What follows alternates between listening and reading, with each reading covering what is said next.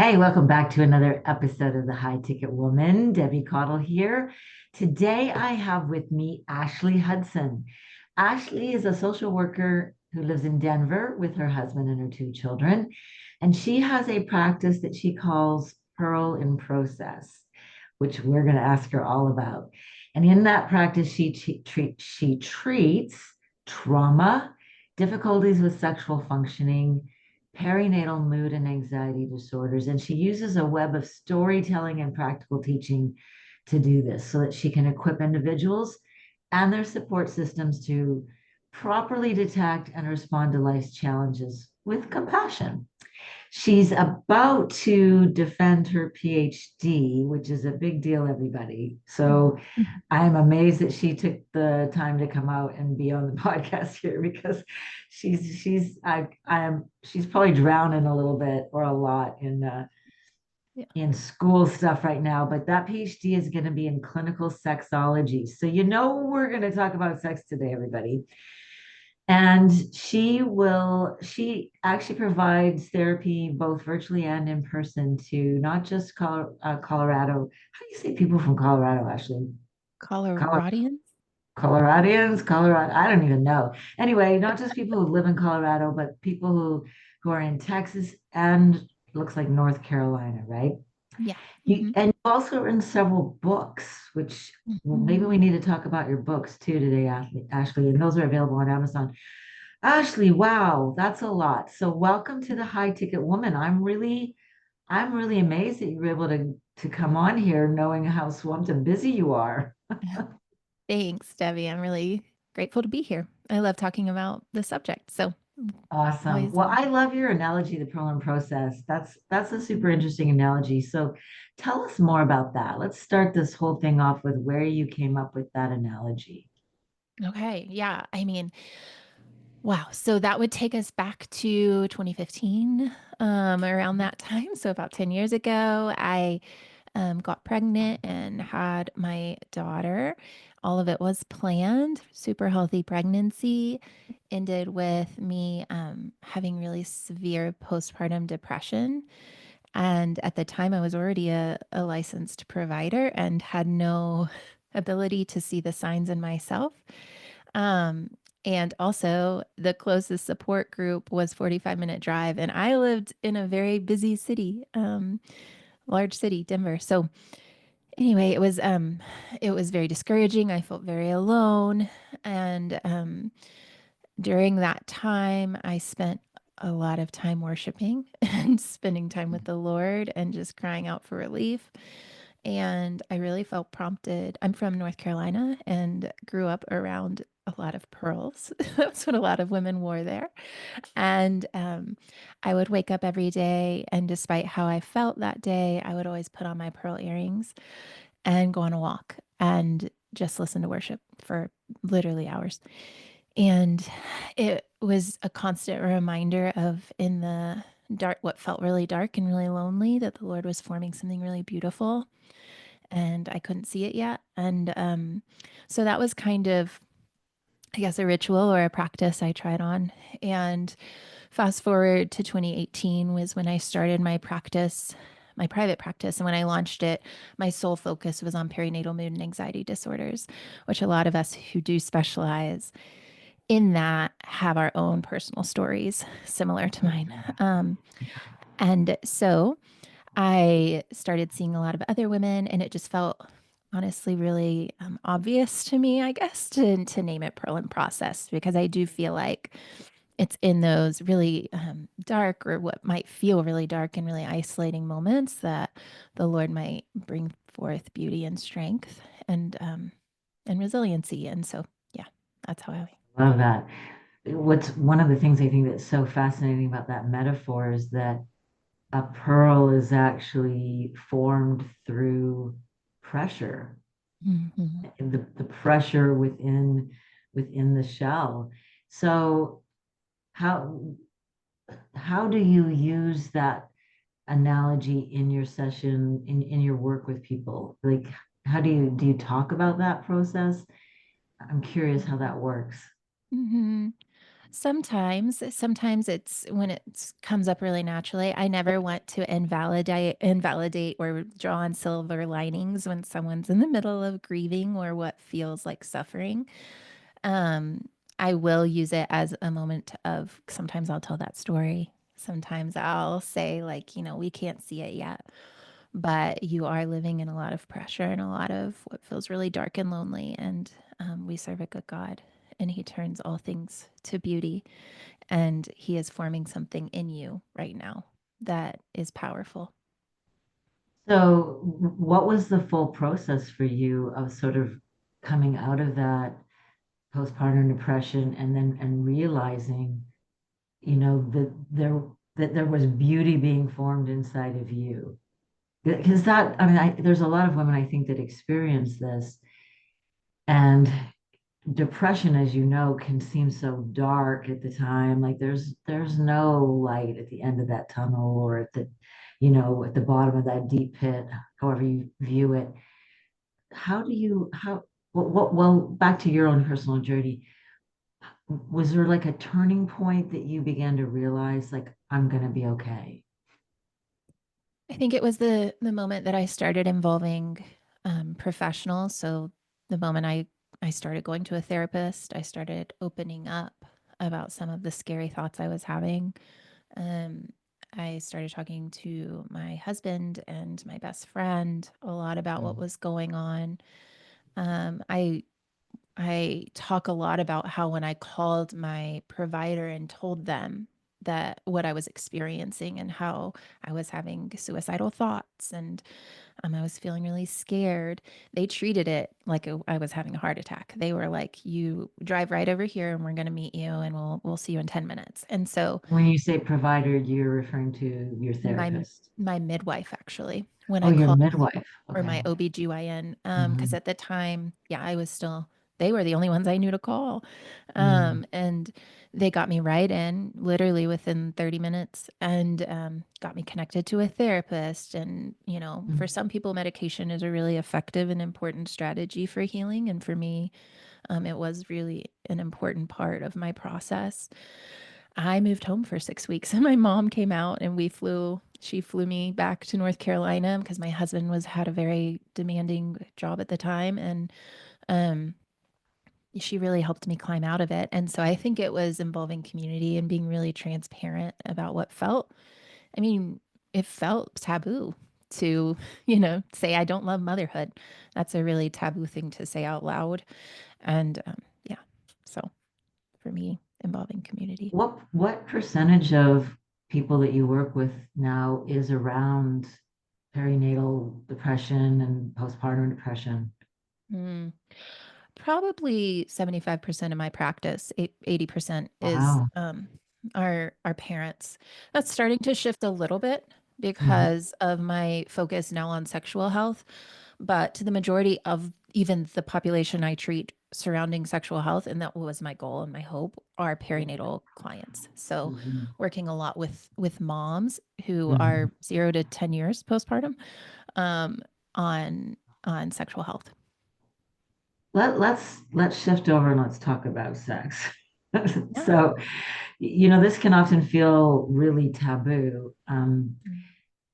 People don't, maybe within the safety of a therapeutic relationship, couples or individuals might open up about their sex life. But what made you decide to transition into sexual health and getting a degree in sexology? I'm super curious about that.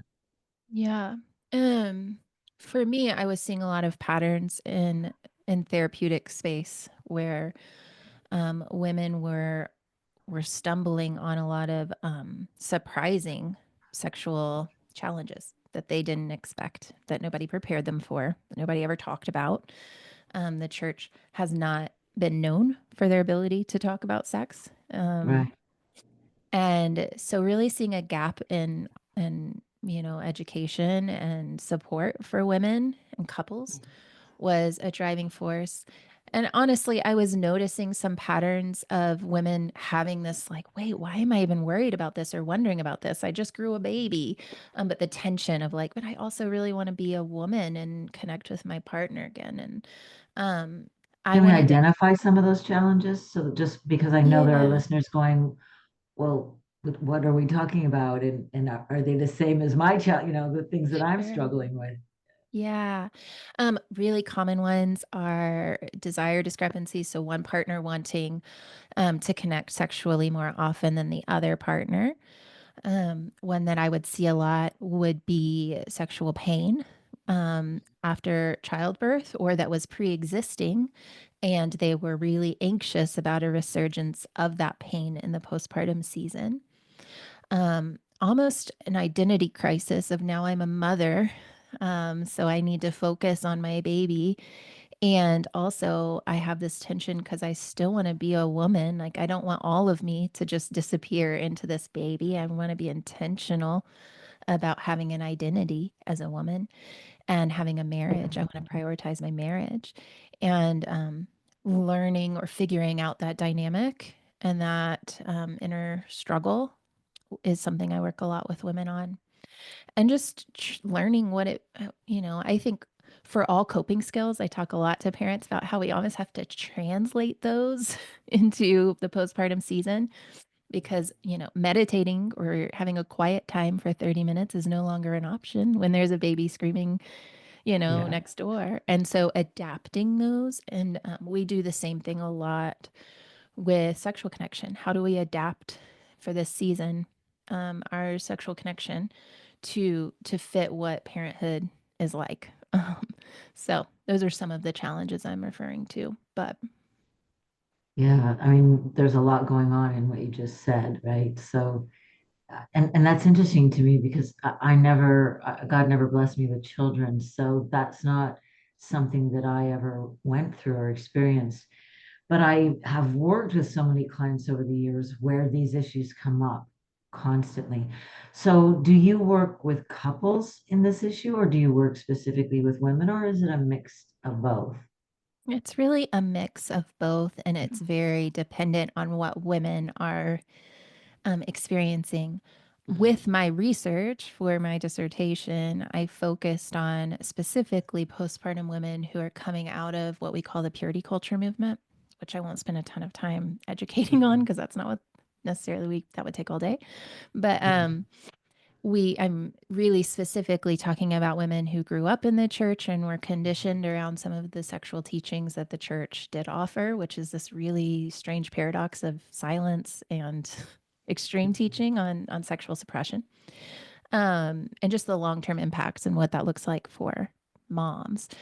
Um, and so I think with my population, one thing that I've seen in my research is the importance of involving both partners in in care related to sexual wellness postpartum.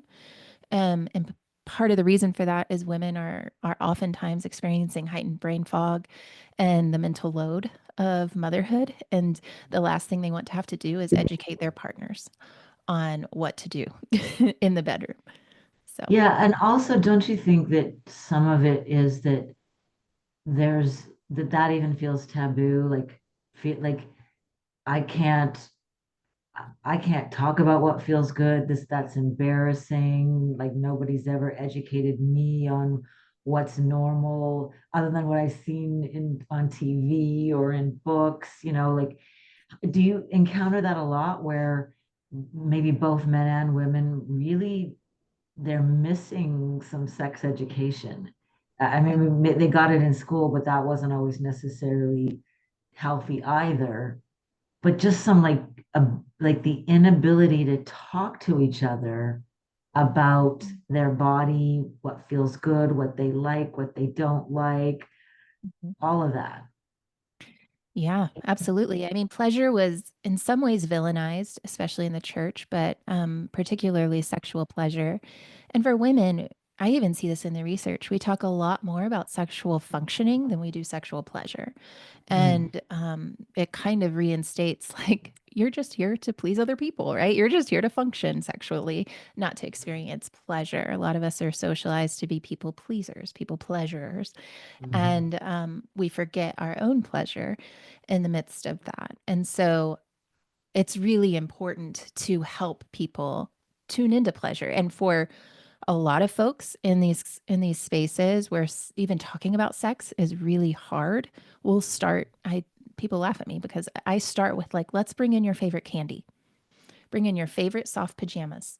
And we're just going to tune into what it's like to feel pleasure in your body as you sit with that piece of candy or, those pajamas. And then we slowly inch towards sexual pleasure. Yeah. Yeah.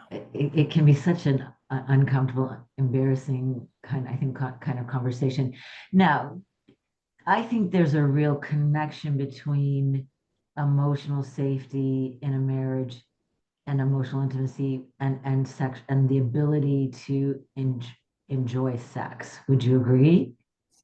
Absolutely. What's really interesting, though, is for a lot of individuals who grew up with an abstinence mindset, which are a lot of women coming from the purity culture movement, and men, but there was a learned behavior. Um, we call it dissociation. I'm trying to come up with different words, but where you learn to splinter Mhm. emotional intimacy from sexual expression. And so it's almost like you disconnect. You don't know how to integrate emotional expression with sexual expression. I saw that a lot in my research. And that is simply because there is that taboo around sexual pleasure. And it takes a lot for people to learn how to remain in their bodies while experiencing pleasure if it's so, wired together neurologically with bad. This is dirty. This is bad. This is shameful. And it does take some mental gymnastics to teach yourself to disentangle the shame from the sexual expression. Okay, I want to understand that what you're saying a little bit better, and I really especially want listeners to understand that. So, why is it that we are disconnecting or splintering away emotional identification or emotional intimacy from the sexual pleasure? Why is that? What's going on? So I think whenever we experience shame as human beings, it's one of the most dysregulating, awful emotions that a human Hmm. can experience. The Hmm. enemy loves shame. It's a beautiful playground for him, right? Yeah, Um, absolutely. and so, what happens in our bodies when we experience shame is usually we distance from our internal selves, we distance from ourselves and shut down. Um, Mm. and this can happen. A lot of times we talk about what we call dissociation, which is like leaving your body. If you're floating away from your body and your body's just existing without you emotionally, and cognitively being present in your body. A lot of people who experience this are individuals who have been assaulted sexually or who have experienced a trauma. They'll say, I feel like I'm not even in my body. I feel numb. Like my body's Right. there and I'm watching this happen. Um, so shame too can register to the nervous system as like what we call small t trauma, right? Like Yeah, we yeah. don't want this because it could lead to social isolation. Primarily Mm-hmm. speaking, years and years and years, thousands of years ago, social isolation equaled almost certain death, right? We relied on tribe, we rely on neighbor, we rely on village for our very survival. And so anything that registers as shame and social isolation will elicit a trauma response. And for a lot of women, people who grew up, men too, in a context where sexual pleasure, sexual arousal equaled shame and social isolation, Hmm. they automatically learn to shut off their cognitive functioning, their emotional presence in their body, and just move through the sexual arousal cycle, get to an orgasm, get to whatever that release might look like for them. And then we usually see a cycle of shame and self deprecation, and I'll never do that again. And then the cycle repeats, right? And so, what happens in the bedroom a lot for couples who grew up with that really confusing, what we say in therapy is fires together, wires together, or mental association. So, whenever we experience, like, Pavlov, whenever the dog smelled the food, they started salivating. Whenever individuals start experiencing sexual arousal, the shame creeps in and it's like a learned behavior. I just leave my body. I'm not going to emotionally sit here with myself as I do this disgusting thing. And so there's a lot of mental gymnastics, a lot of relearning or what I call rescripting of what pleasure actually means, what it represents, why God designed it, and how to be safe. Yeah.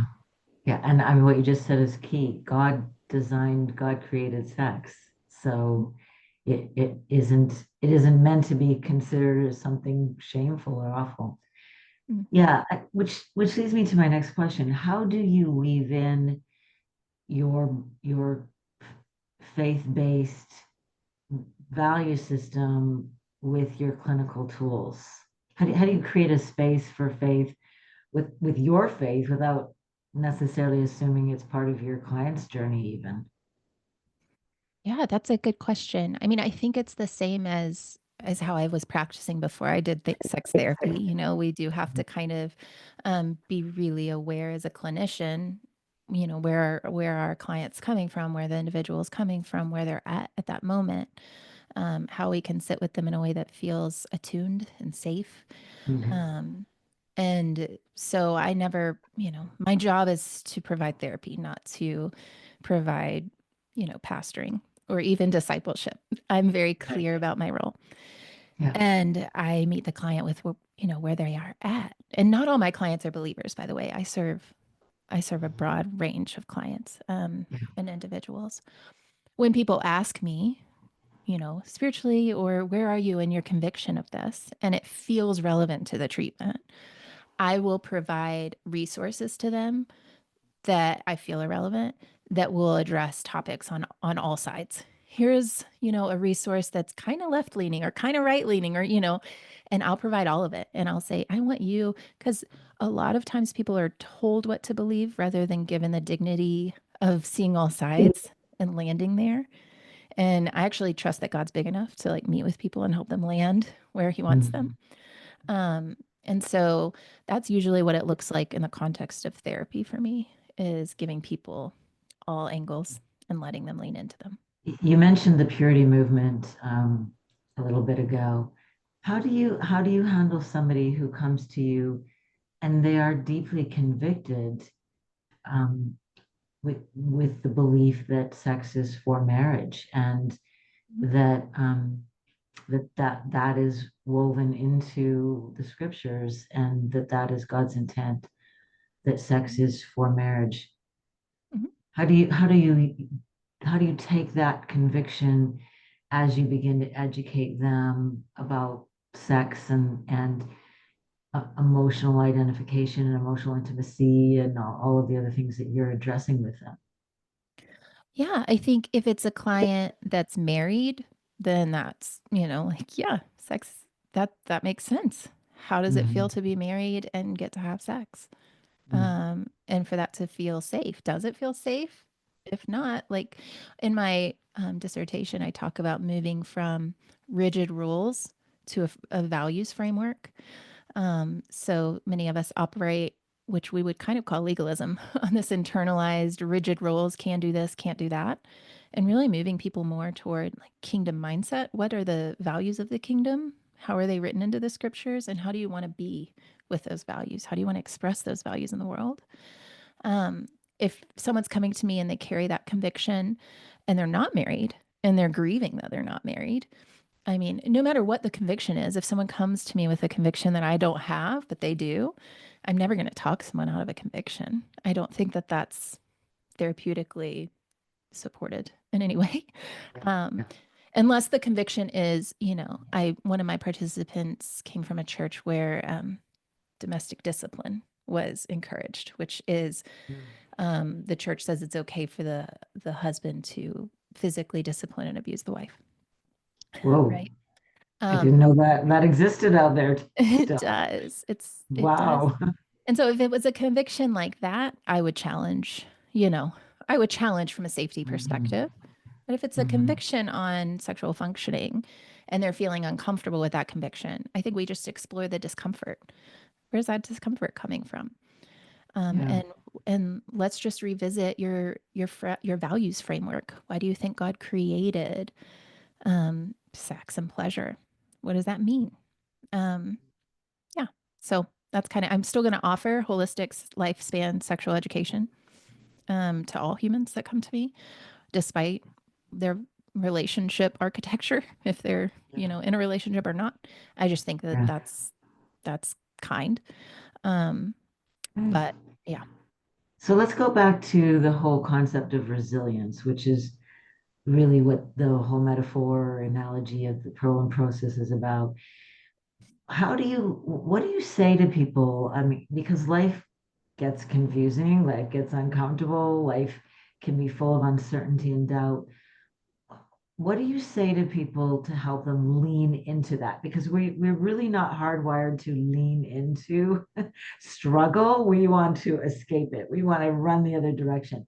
Mm. How do you help people to embrace that? Because I think that's really key. Mhm. Well, I a lot of times will start with this you have to feel to heal concept. What we resist persists. So, part of the way God designed us is our emotions are there to be felt, not to boss us around, but to be Yeah, felt, to be moved through, and sometimes to teach us something about Him, about His nature, about us, about our humanity. And so, if that feels really uncomfortable to folks, we'll build what I call a container. So like, let's make 30 minutes of this session just feeling. And then if you would like to dissociate and that's something that needs to happen for you to cross off your to-do list and go home and take care of the kids, let's do that. And just give them permission to kind of numb out, which sounds clinical, but it's necessary for a lot of these high that's functioning. real life. Yeah, It's real that's real life. life. Yeah. You can't not, yeah. Yeah. So for people, especially listeners right now who are just really overwhelmed in their life, just really feeling stuck, is there a first step or a simple practice or a mindset shift that you would encourage them to start with? Yeah, if life is feeling so out of control, I like to start with rituals. So it sounds really simple, but it might even be every day at 9 o'clock a.m., you're going to brush your teeth, and that's it. And then at noon, you're going to, eat about like a bowl of nuts. And then, setting up a structure. And Yeah. even better if you can have some relationship rhythms as well, where it's like every morning Mhm. at a certain time, you're going to hug your partner for 10 seconds and then go about your day. These are just kind of anchor points to the nervous system relies on pattern and cycles. As women, we cycle, the moon cycles, the ocean cycles, all of creation cycles. And I believe the Lord doesn't make those sorts of, By coincidences accident. by Right. accident. And there is such an invitation there for us to recognize the way even our circadian rhythm is a cycle. How can we create cycles and predictability for our nervous system? When life is chaotic, that's what our nervous system is creating, is even just the slightest bit of predictability. And if you can work that in, it'll be helpful. I love, love, love what you're saying about rhythm and relationship rhythms. Um, yeah, that's really, really cool. Okay, Mm-hmm. so you talk about again bringing us back to this pearl metaphor, which I really love. You describe yourself as an authentic therapist. So what do you hope people feel when they finish a session with you or read one of your books? What lasting pearl do you want them to take away from their time with you? That they make sense and that they're loved. I think when I say authentic, I mean, that's widely debated, a widely debated thing among therapists, right? How much do we self disclose? How human do we be? I just think that's kind of silly, but that's me. That's not everyone. I want people to see what it's like to be fully human, fully Yeah, messy. And I don't hide any of my mess on any of my accounts. Like they know yeah, I'm not yeah. going to share the depths of my struggles in my marriage or my parenting because that's not kind to my kids or my husband. But I am open. Like, yeah, me and my husband, we got into this fight a couple weeks ago because I think that it's inspiring for people to Yeah. know, like, oh, and you're okay. I think it's not even just that it's inspiring. I think it makes you relatable. Yeah, absolutely. Yeah. Yeah. And it validates what they're going through is normal. And oh, even you, my therapist, you have those struggles. Okay, you know what? I'm gonna be okay. If Yeah, she can, if she can feel those things and get through it, so can I. yeah, Yeah. absolutely. I think it's so So important. how can people find, well, let's talk about your you've got some books out there. What's the most recent book that you've written? Maybe Connecting in Chaos. Gosh, these are so long ago. And I don't know. Right now, media is a platform that a lot of churches buy into and have accounts for. I do have one, and it's not a Bible study, it's like a couples curriculum called Mhm, Connecting in Chaos. And this book mhm. was written first, but then that came out of the Yeah. book. Are Um, these all available like links through your website? they are, and they're all on Okay. Amazon. Um, Okay. So they can just go to your website, which is pearlinprocess.com. correct. Hmm. And if you're American, not Canadian like me, Yeah, pearlinprocess.com. right. Yeah.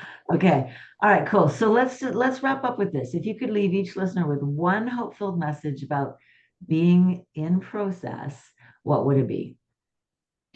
That your journey is unique. It's unique to you. The path that God has you on is on purpose and it's unique. And it Yeah, doesn't have to look like anyone else. It yeah. gets to be your own. And there's hope. I love that. I love that. Thank you so much for being here today. Yeah. Thank you for You, having me, Debbie. you know, I love that we are talking to a sex therapist and that you're about to get your PhD. I even though we've talked about a number of different things today, I really want people to know and understand that sexual intimacy in marriage is I always say it's the glue, in the marriage. Mhm. It's really, really critical. And getting that right and getting that healthy is very, very important. Uh, Mhm. and and so I really appreciate the candid conversation that we had today with this. And for those of you who are listening, if you're struggling with this, and I know some of you are, I know you are, because I think this is a very common problem. Mhm. Reach out to Ashley, go to her website, go check out her stuff. Wait for a few weeks, wait till she Yeah. defends her dissertation and is a full-blown PhD so that Yeah. she has, Catch my has breath. time to work with you. But yeah, go check out her resources and her book. Thanks again, Ashley, Mhm. for being here on the High Ticket Woman. You. It's really great to have you here. Of Appreciate it. course. Absolutely. Thanks for having me. Everybody, that's it for today. Don't forget to go check out my Marriage in Bloom 6-month marriage intensive. You can just set up a call with me. Go to debbiecaudle.com, reach out to me to find out more. And until next time, you know what I'm going to say. Keep showing up, keep staying curious, keep your heart soft and open. Remember, you don't have to be perfect. You just have to remain teachable. I'll see you next week.